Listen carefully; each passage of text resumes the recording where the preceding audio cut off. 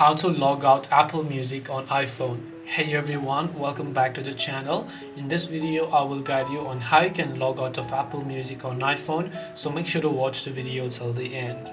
Now if you want to log out of Apple Music on iPhone, example, if I open the Apple Music app here and then if I want to log out, I don't have the option to log out right from here.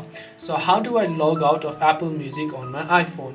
To log out of Apple Music on iPhone, you basically open the settings application here. Tap your Apple ID profile from the very top. Then here you can see media and purchases.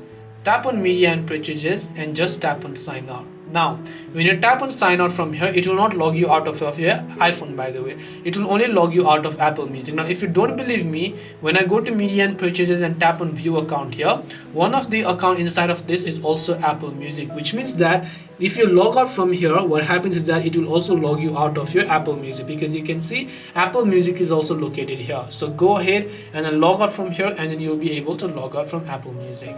Hope this video was helpful. If you have any questions, feel free to leave them down. Thank you for watching and see you in the next video.